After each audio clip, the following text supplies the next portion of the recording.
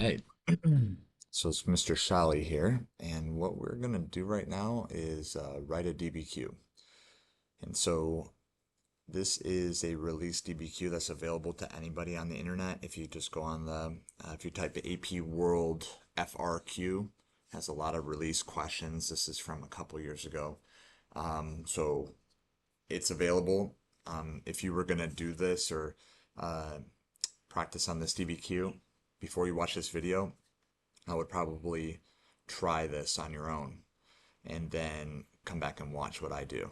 And I'm just going to kind of walk you through the whole process. I'm going to do this in real time. I have seen this before, but it's been a while and I don't know the documents that well. So you're going to kind of see the thought process as we go. So let's look at the prompt. First thing, evaluate the extent to which Muslim women in the Middle East challenged social norms in the period circa 1850 to 1950. All right. So right there, before um, I'm even, getting into the documents, I'm thinking about what sides of the argument might I be looking for here. I'm going to assume that this documents, a lot of them are going to show Muslim women challenging social norms. And I'm going to have to explain how they're doing that. I'm also going to assume that there's probably some documents that show that they didn't challenge the social norms at all. So I'm going to be looking for that too. And so when I'm getting ready to answer the prompt, because everything I do is going to be tied back to the documents and the prompt and making my argument, my key sentence, which is the sentence I use to answer the prompt for each document, is going to be something like, this document shows how Muslim women uh, challenge social norms in the Middle East because. Okay. Or it might be, this document shows how Muslim women in the Middle East did not challenge social norms because. Okay. So that's what's going to happen. Now let's read the documents, okay? Document 1.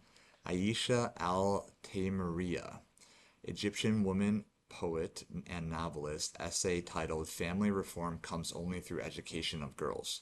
Article published in Al-Adab, a conservative Egyptian newspaper in 1889.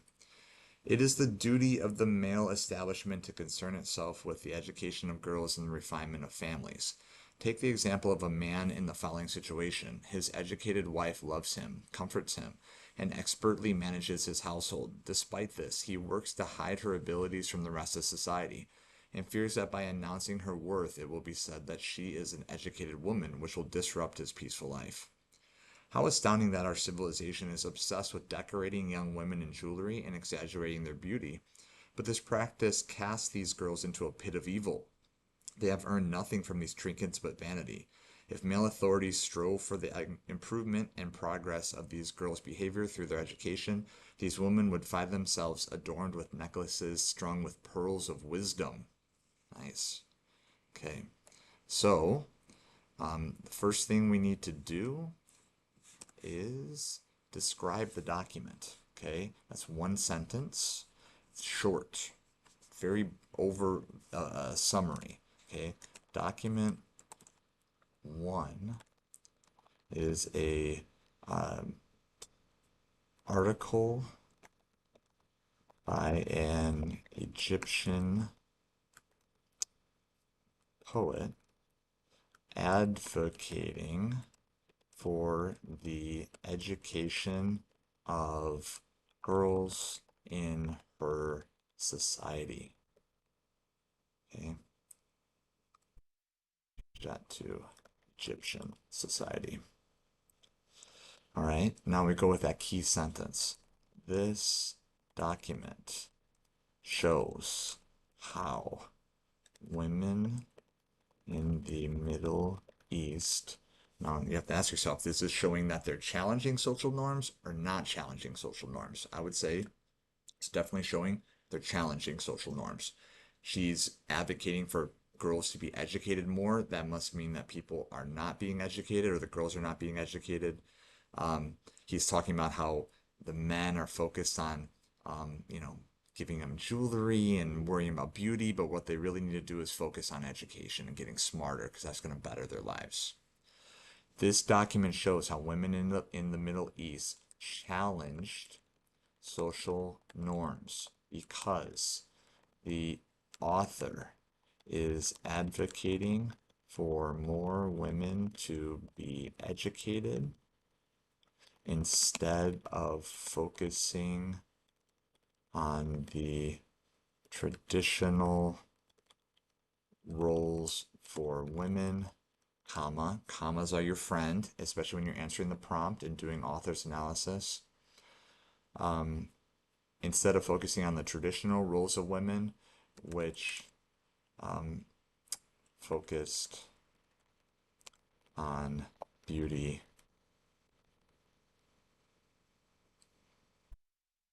and material things. Okay, that's good. We answered the prompt. Okay. Um, Now let's think about author's analysis. So we have, she's an Egyptian poet and novelist in an essay in 1889. Oh, it's in a conservative Egyptian newspaper. Conservatives, regardless of the society, are going to be people who are going to be they're trying to conserve what's already there. So they're not trying to make any kind of rapid changes. So it's kind of interesting that this is being published in a magazine that is maybe against these ideas. You know, this is she's advocating for change. Conservatives tend to not want change. Um, so what I can say is since this article was published in a conservative newspaper, Altamira is trying to convince an audience that may not agree with her calls for change. I'm not done yet. Don't you always want to keep explaining. Um, so she uses strong I don't know. I kind of like the end, the nice metaphors, right? Uh, nice, a nice metaphor like pearls of wisdom to um, emphasize her calls for change. It's decent. Okay, that's document one. I would leave that there. Okay, and I would move on to document two. Document 2, Zainab Fawaz, Lebanese woman writer, Fair and Equal Treatment, essay published in an Egyptian newspaper in 1891. The fact is that we have not seen any law coming from Islam ruling that women are to be prohibited from involvement in the occupations of men. A woman is just as much a human being as a man is, with complete mental faculties and abilities. So many women have ruled over men, participated in government, determined statutes of law and behavior, recruited soldiers, gone forth into battle, and carried out wars, like the many queens who have preceded us and ran their kingdoms well. Regarding the poor women in Cairo or Alexandria, most of them pursue work just like men. Among these women are merchants, craft workers, and those earning their livelihood with male laborers in construction and in other professions. We find that the markets are full of women capable of competing with men in business and many other activities. The intelligent person who examines the world affairs finds the two sexes are equal. Okay. This is another one calling for change. She's definitely calling for change. So we're gonna insert a column break here. Okay. Describe the document. Very short, one sentence. Document 2 is a call for equal work opportunities for women in Egyptian society. Okay, this is another example of Muslim women advocating for social change. Okay, And I'm using that same sentence again. The same, I call it the key sentence, which is using the words from the prompt to answer the prompt with the info from the documents. This document shows how women in the Middle East, um, let's just double check the prompt really quick. Challenge social norms. Challenged social norms because Fawaz explains that women have been capable of holding the same jobs as men in current times and the past, and she references that there are no limitations specifically described in the Islamic faith.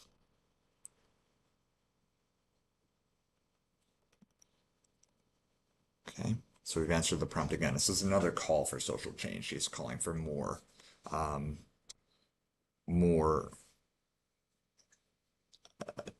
opportunities for women to be able to work different jobs. Okay, all right, now author's analysis. She's a Lebanese woman writer, fair and equal treatment, essay published in an Egyptian newspaper in 1891. Huh. She. Okay, this is Lebanese and she's talking about Egypt. You might have something there. Um, what about the last sentence? The intelligent person who examines the world's affairs finds that two sexes are equal. Why does she need to say that? Um, because during this time period, many people didn't feel that way. All right. This whole idea of like the two sexes being equal and having equal opportunities in education and work, that's a relatively new concept. Um, Women didn't even get the right to vote in America until 1920. Uh, it's actually that's not that long ago when you think about it. And then the idea that everyone be educated and go to school, that's also relatively new. So let's go to that. Fawaz feels like she must explain that women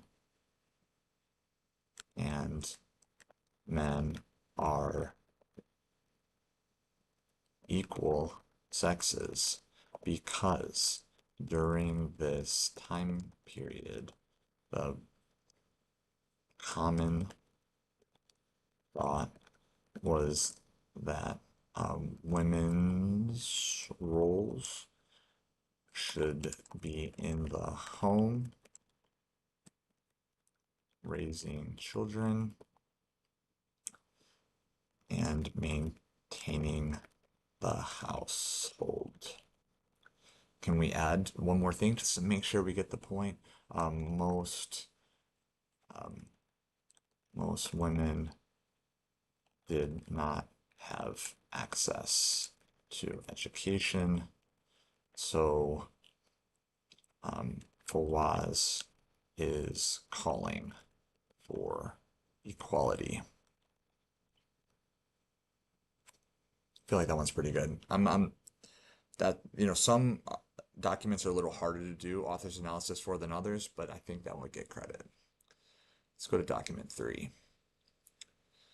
Doria Shafiq, Egyptian woman feminist, unpublished memoir written in 1960, describing an event from her childhood that occurred around 1915.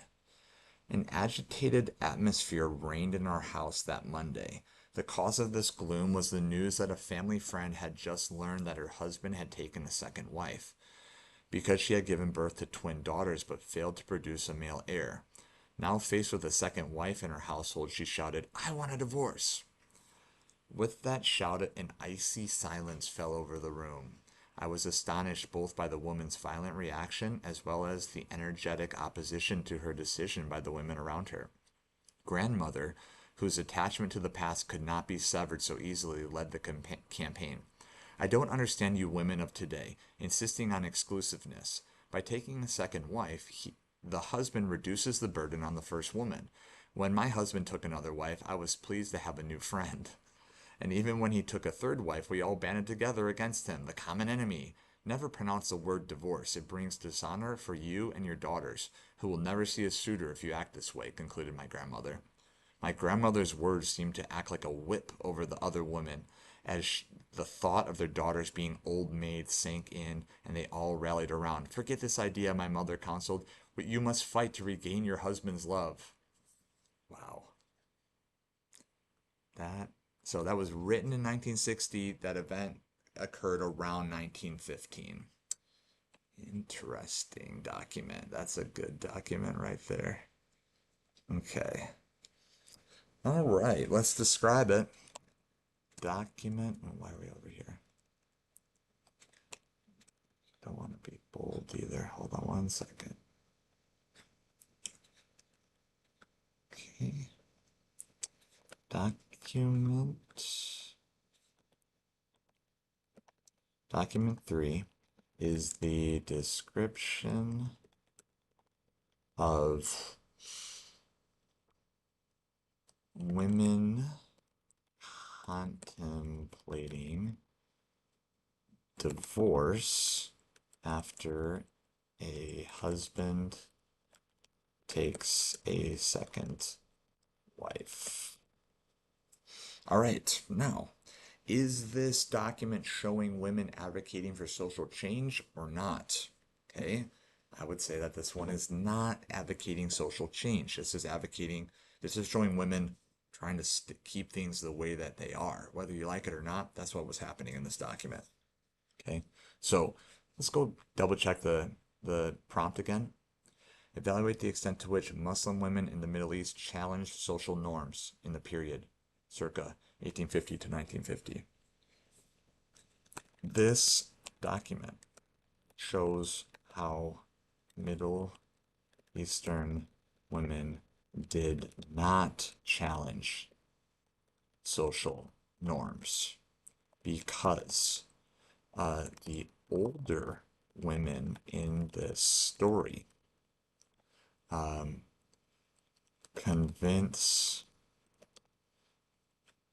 the younger woman to maintain her marriage despite her husband's infidelity. That means cheating or adding another wife. Because the older women in the story convinced the younger woman to maintain her marriage despite her infidelity, which continues the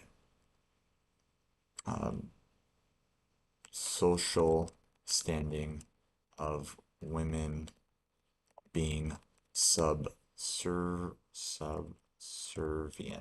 to men in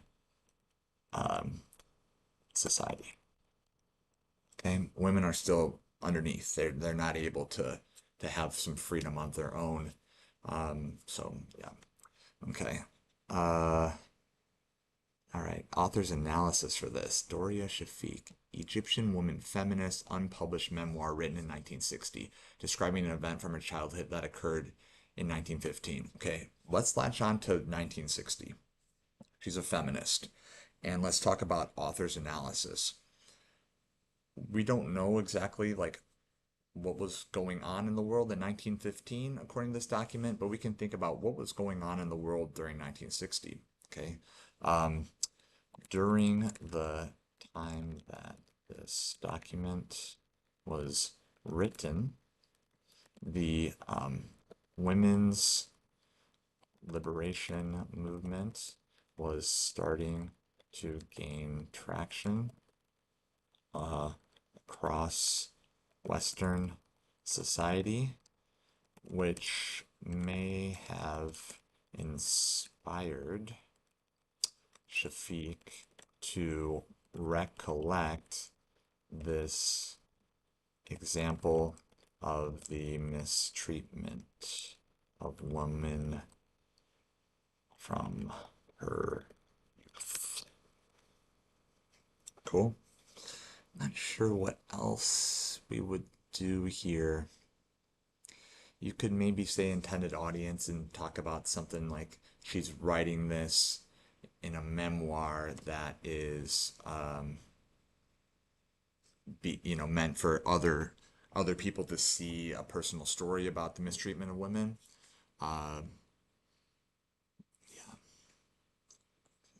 Document 4, a feminist demonstration against British rule in Egypt. Cover illustration of the French illustrated news magazine Le Petit Journal, 1922.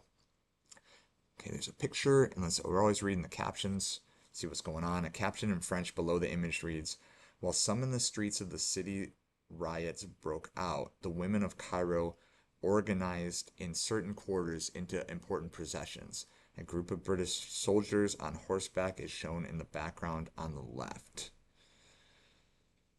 Okay, all right. Women protesting. They're protesting against British rule in Egypt. All right. But I'm looking at this picture. Who's in front? Men. Okay. Who's in back? I think maybe we have some women. Can we zoom? We have some women here that are in um, full head coverings, maybe. Yeah. So they're still being in a more conservative um, social standing. Uh, I don't really see, and then what are they protesting? They're protesting British rule. They're protesting British rule. They're not necessarily protesting anything about social. Okay. Um, I'm thinking that this shows that it's not an example of change. Okay. Let's uh let's get my column break here. Okay, I don't know. It's doing this. There you go. All right. Document. Hold on. Document 4 shows a protest scene on a magazine cover from a demonstration in Egypt against British rule. All right. This document shows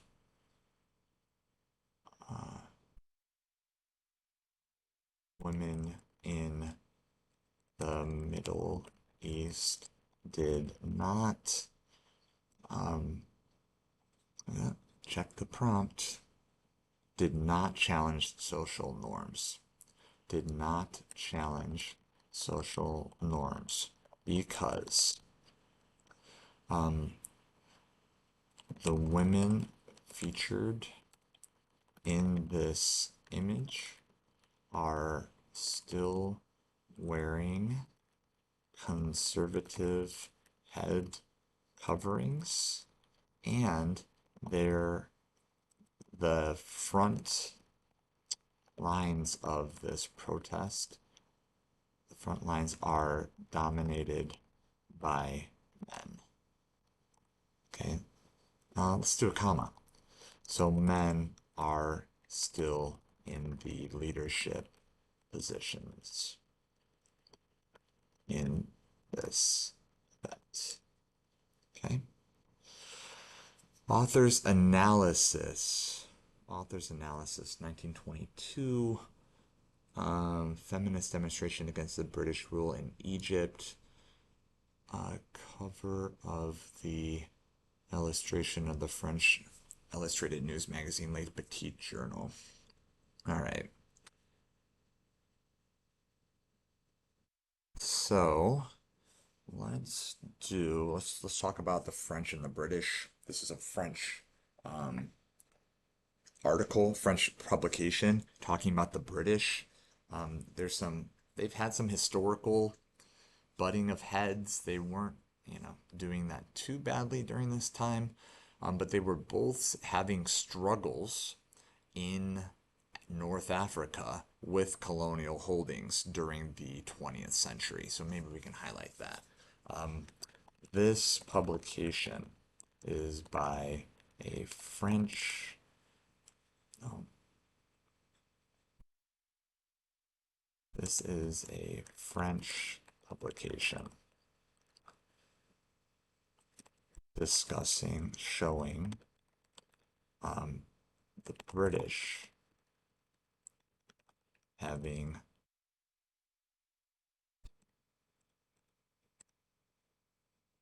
issues in one of their colonial holdings.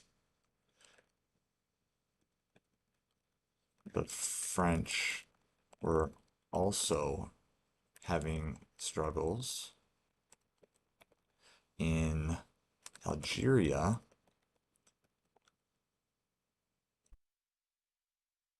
in their colonial holding of Algeria during this time. So this article may have been published due to increased interest in the region, in the North African region, increased French interest in the North African region. All right. The French were also having. Okay, I feel pretty good about that one. Document 5. Anonymous Turkish woman. Interview on the popularity of ballroom dancing, published in the journal Resimli A, the Illustrated Monthly, Istanbul, Turkey, 1924. When a few years ago the dance craze came through, I was very hesitant to take it up. My friends would rave about dancing, but I couldn't help thinking that dancing in a man's arms was ridiculous, when just a few years earlier we would not have even been able to sit next to them. But my social environment gradually led me to embrace dancing. Those who had already taken it up kept accusing me of stupidity for my refusal to join them. So even though I was naturally inclined to be conservative, I decided that one must accept these new trends to be modern, or at least to avoid being labeled. In order to be able to go to a party organized by one of my friends, I took dance lessons from a Greek lady for 3 months. The dance party was amazing, but my husband's behavior annoyed me to no end. His glances suggested that he did not like seeing me mingle with strange men. That night I danced until morning. I paid no attention to the clumsiness of my feet or to my shyness. I was just excited to be able to punish my husband for his rude behavior. Awesome. That's funny. All right. Let's insert column break here. Okay, what is this? This is document 5. Shows, describes a woman's experience in taking up dancing in Turkey during the 1920s. All right. I think this is definitely, I would definitely go change. This is showing that they're advocating for social change.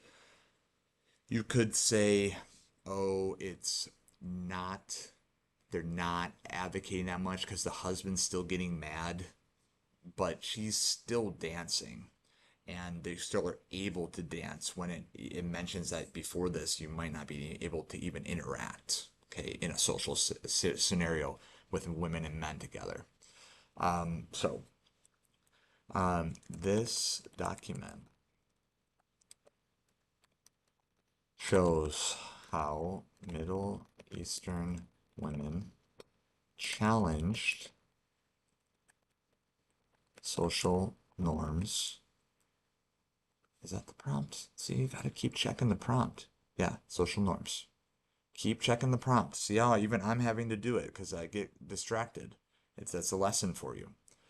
This document shows how Middle Eastern women challenge social norms because um, women are able to uh, dance and socialize with men when they used to not be able to do that, comma, and the woman in this story is openly um, going against, openly kind of disobeying her husband by dancing, which shows that women have more freedoms in their marriages than previously, right? Because like previously, the husband probably would have been able to be like,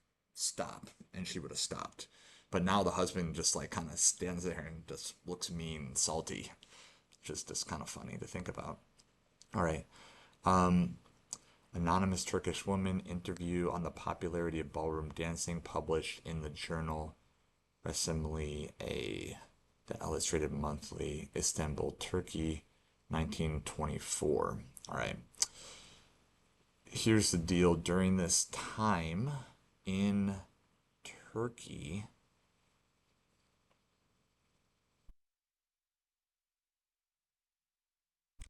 during this time in Turkey, the Ottoman Empire just broke up, and there was a bunch of modernization uh, movements happening in Turkey.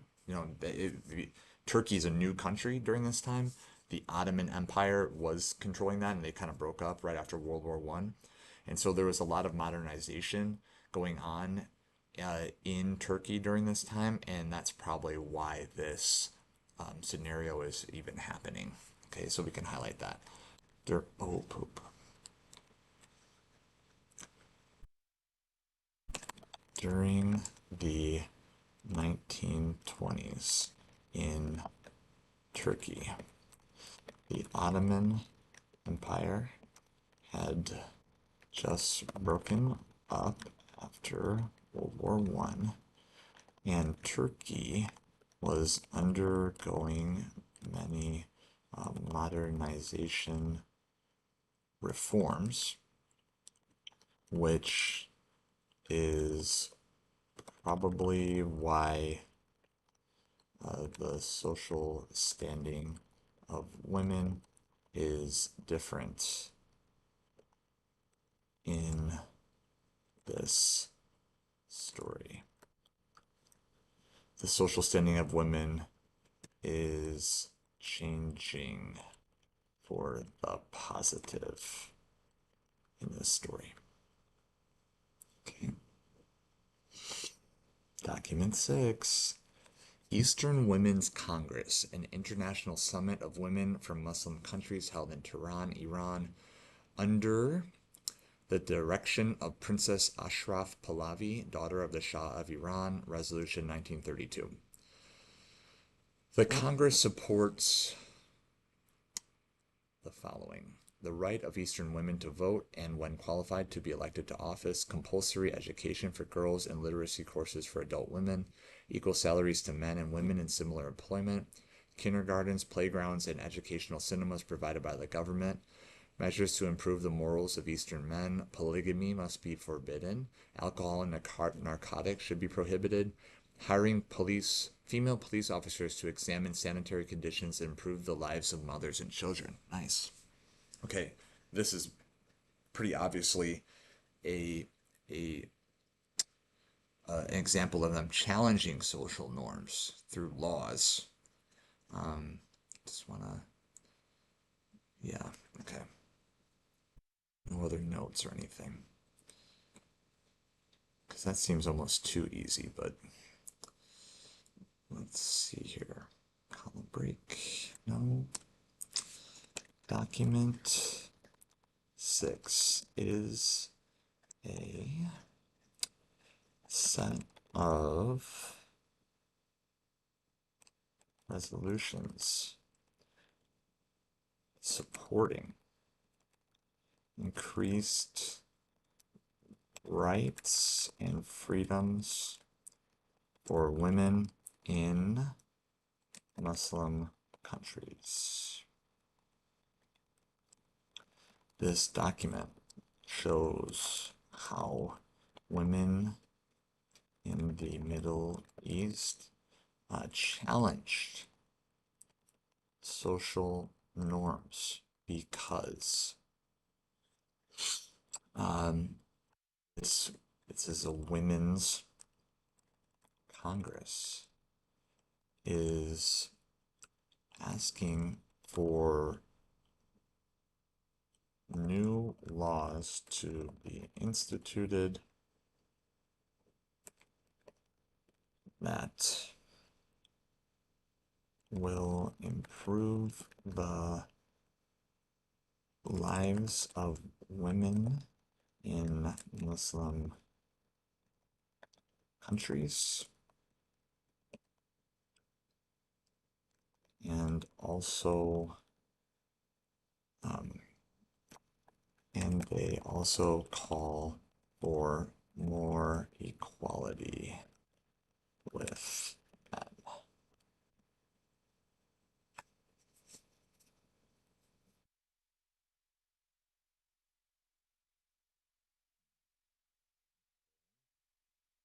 Author's analysis. Eastern Women's Congress, an international summit of women from Muslim countries held in Tehran, Iran, under the direction of Princess Ashraf Pahlavi, daughter of the Shah of Iran. Okay, how about we latch onto that? This is the daughter of the Shah, that's like the king, the leader of Iran.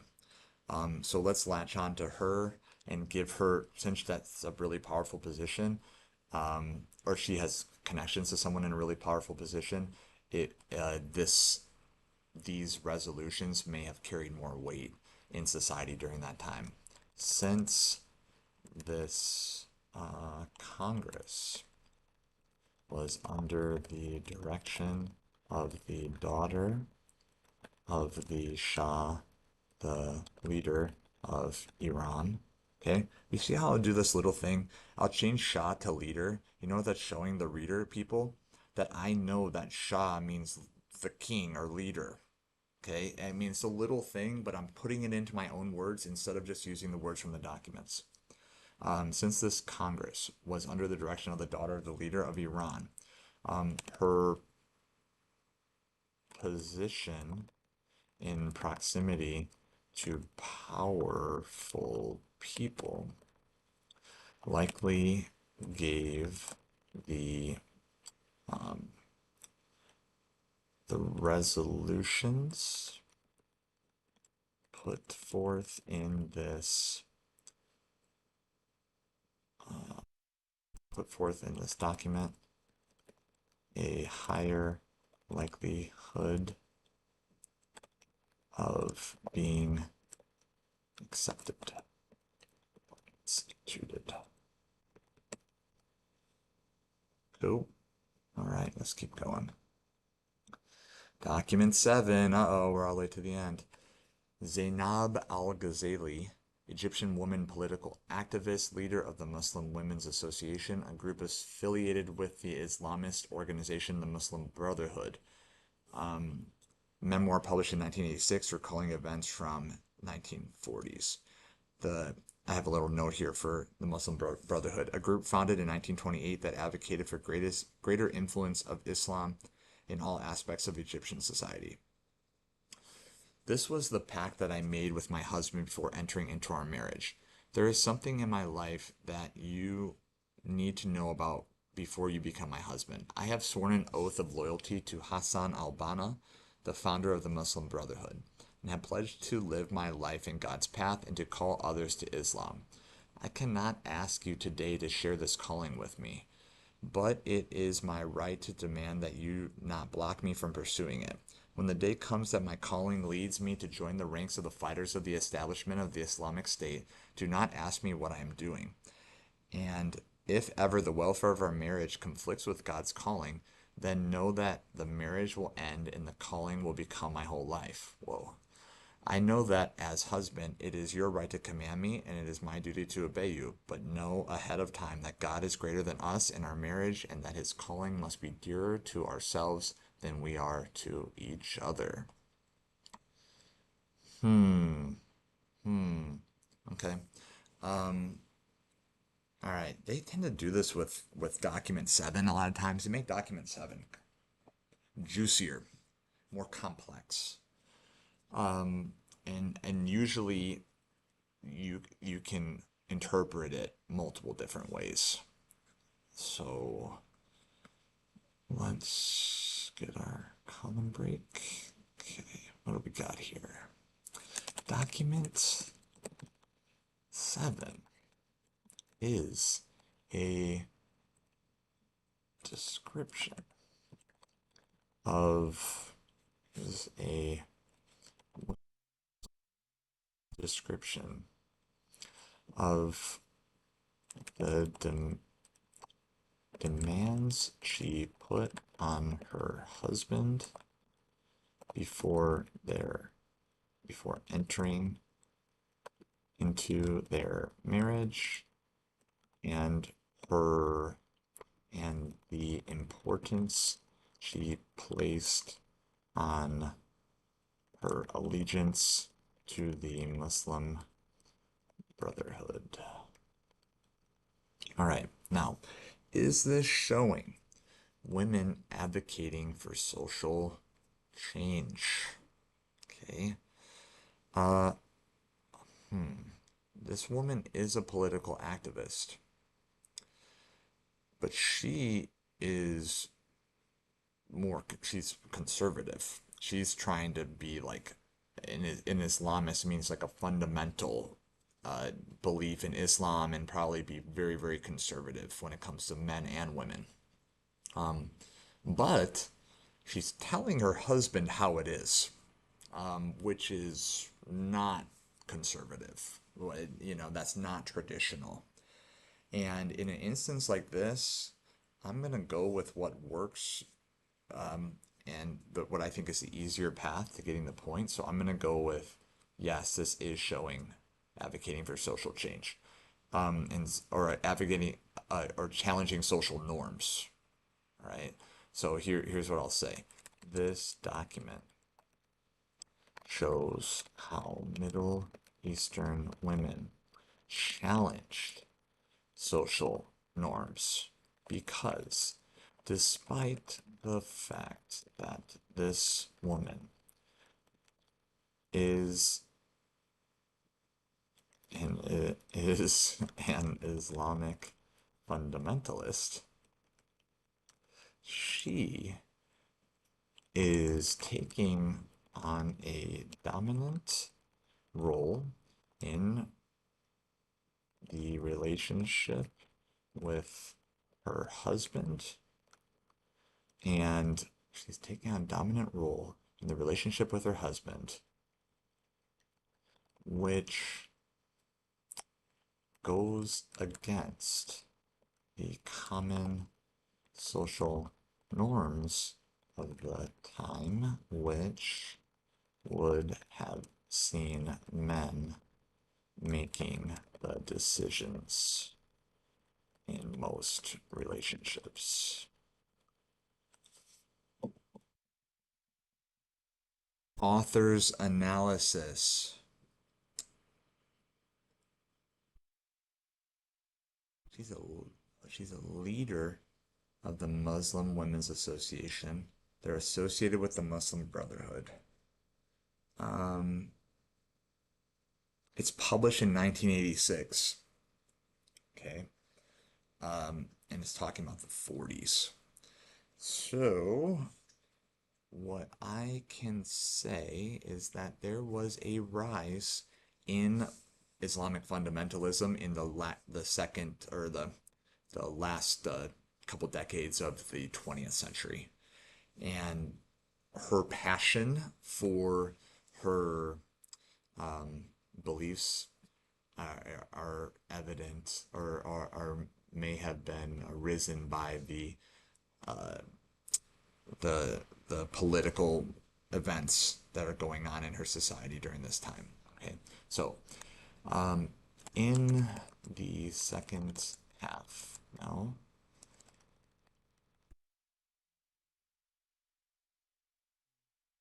well, we can go second half of the 20th century. There was a rise in Islamic fundamentalism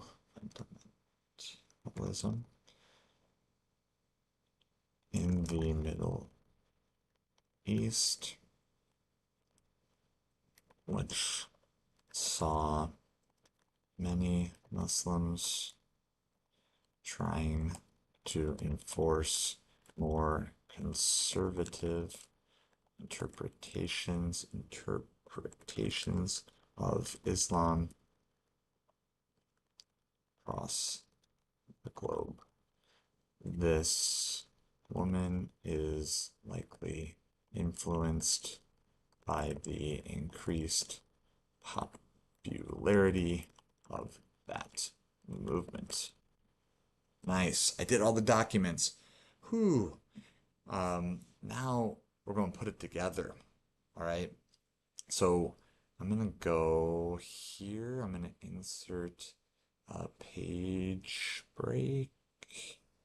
All right. Now I have to do my context and thesis, and then I already have all the documents written, so I can put those in order after I'm done.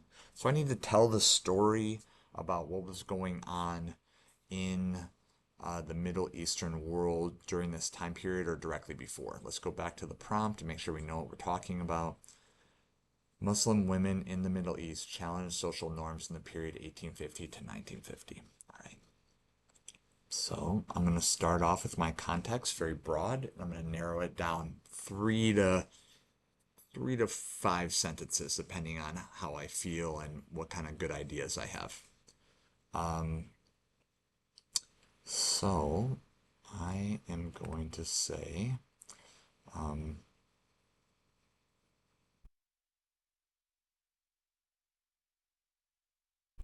during the 1800s and 1900s, there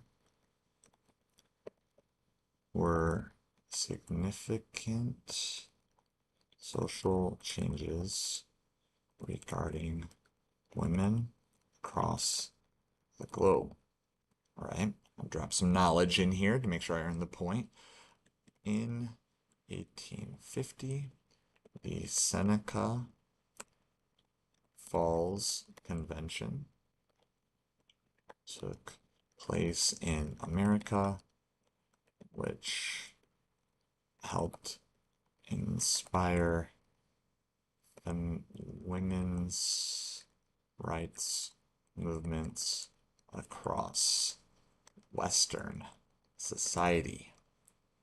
Okay, Seneca Falls Convention is in the curriculum, so if you haven't learned about that yet, you will.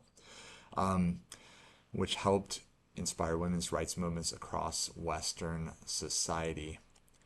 As these movements gained popularity in America, Britain, and France, the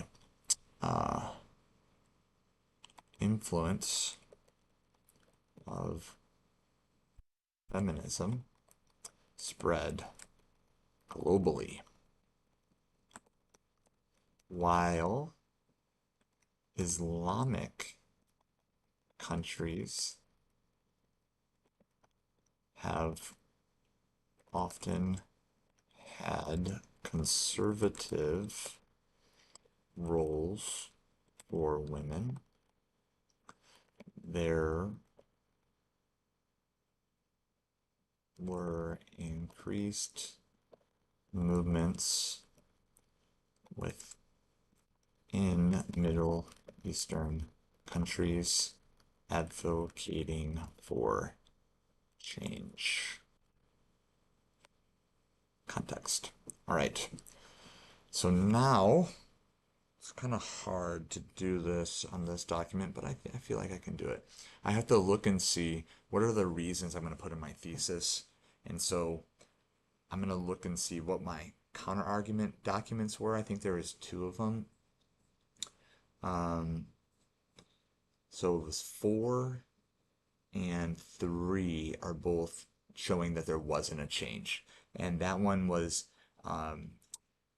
women trying to maintain traditional marriage roles and women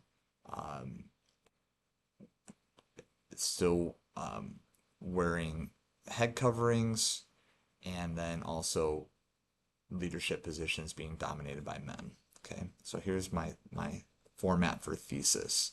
This is my context, and then my thesis will say, it'll be right after that, while there were some examples of women in Middle Eastern societies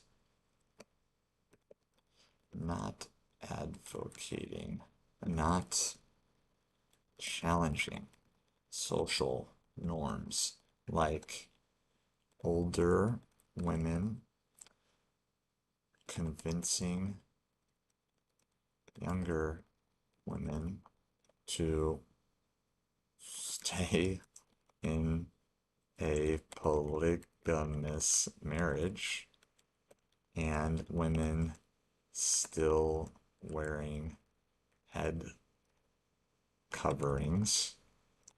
There were more ways that Middle Eastern women did challenge social norms, like women taking on a more dominant role in marriages, women advocating for new laws and new laws giving women more rights, and women advocating for increased educational opportunities. Therefore, there were more examples of women challenging social norms in the Middle East than women not challenging them. That's not than women going along with tradition. That's okay. All right, that's my first paragraph. Now I'm going to start putting this all together. I'm basically done now. I'm just going to put it together. I'm going to do that together right now so we just understand the whole process. Okay, counter argument paragraph first. See, I skipped a line. There were some examples of women not challenging social norms during 1850 through 1950 in the Middle East. All right, now I'm going to go find my other paragraphs. I'm going to copy and paste them. So I'm going to go in order.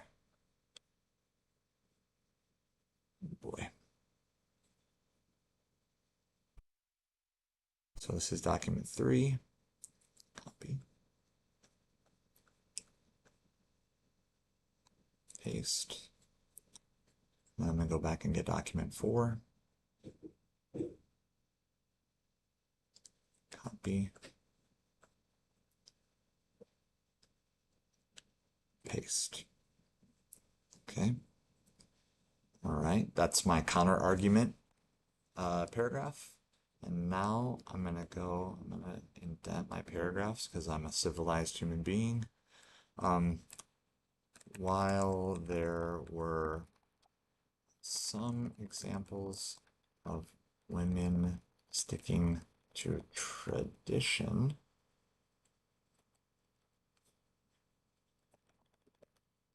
there were more examples of women challenging social norms in the Middle East during the years 1850 to 1950. Let's go copy those documents. Document 1 is a change. Um,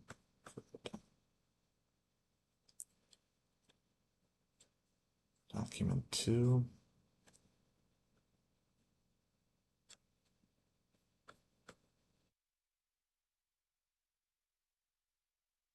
See how I can just put them, I just put them one after another. Okay. Okay. 3 and 4 were, I already did those. Those are my not change. Now I'm still going here. Boom. That's document 5. And now I need 6 and 7. What? 6, 7.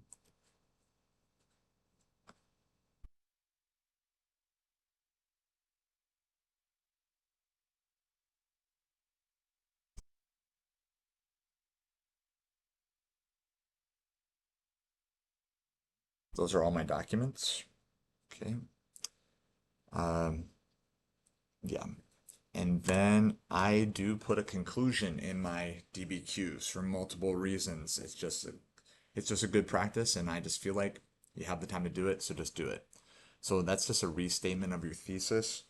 And so after you're done writing, you would say, during the years 1850 through 1950,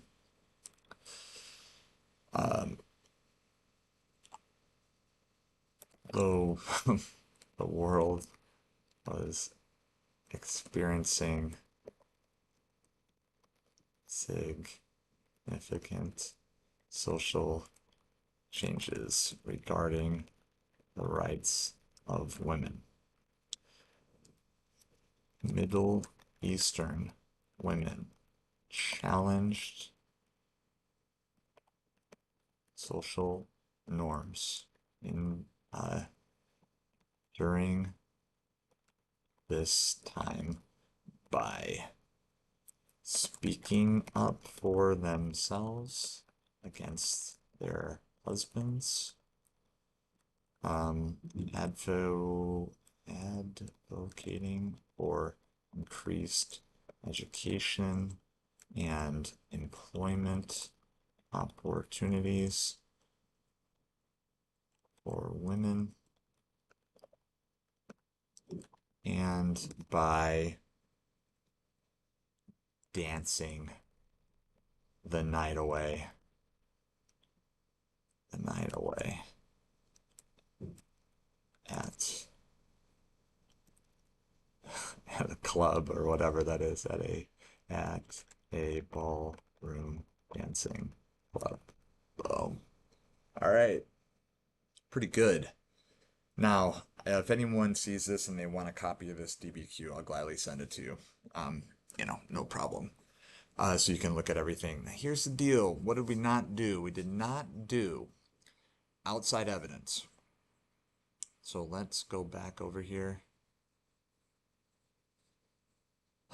Evaluate the extent to which Muslim women in the Middle East challenged social norms in the period 1850 to 1950. Tell you, I don't really know too much about um, any particular examples of women challenging social norms in the Middle East during this time period. I know some examples of women challenging social norms in other places during this time period, but I don't know if they give credit for that, but I'm gonna try uh, to see if I can get it. So uh, let's think 1850 to 1950.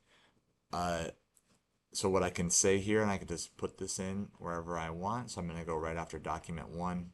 I'm going to say another example of women challenging social norms during this time period was the women's suffrage movement um,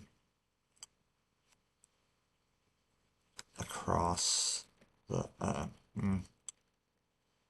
okay, in America during the early 1900s, which gained women the right to vote, period, no, comma, which helped inspire other women's suffrage movements across the globe.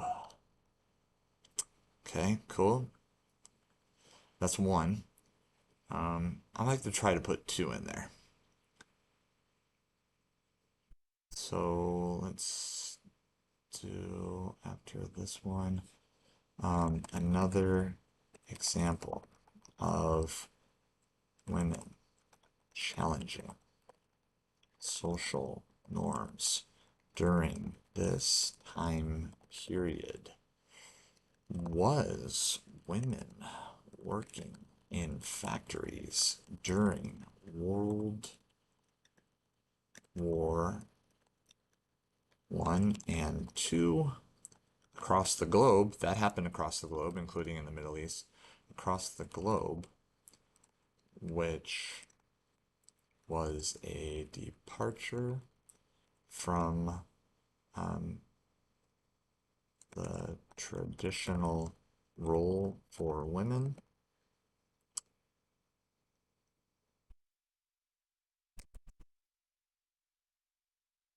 and traditional role for women, comma, and this led to increased rights for women after those wars ended. Okay, so those are not necessarily about the Middle East, but they maybe started somewhere else and then they're connected to the Middle East. So I bet those would get credit. Okay, so here's my DBQ. I have context, so I'm gonna highlight here. Where are we at? This is my context. Okay, this is my thesis. This is my counter argument. So I have document 3, document 4. All right, and then I go into my main argument, which says that they call for social change. I have document 1. I have an outside evidence. I have document 2. I have document 5, document 6, and document 7. And then I have a little conclusion at the end. Hooey, that took an hour to do. I did a lot of talking, and here's the deal. Despite all that talking and all that instruction, we were able to do that in an hour. In my opinion, on the DBQ at the end of the year on the exam, an hour, actually probably like an hour, hour and 10 minutes is probably an adequate time to devote to the DBQ.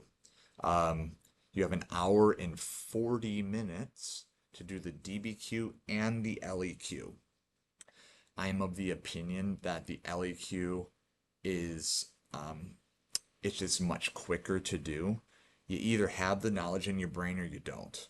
All right. The DBQ, it's hard to do fast because you have to read.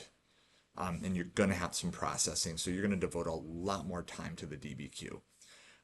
You can write, in my opinion, you could write a perfect like 6 point LEQ in like 10 minutes if you have the knowledge. All right. If you roll in there with no knowledge, you're going to have trouble. All right. But this is a DBQ. If you look on College Board's website, you type in AP World FRQ. This these documents are all there. It's open for anybody. Anyone can look at it, and so you can see all these documents as well. If anyone wants access to this um, Google Doc that I just did this in, I'm happy to share that with you. Just reach out and yeah, enjoy. I hope this was helpful.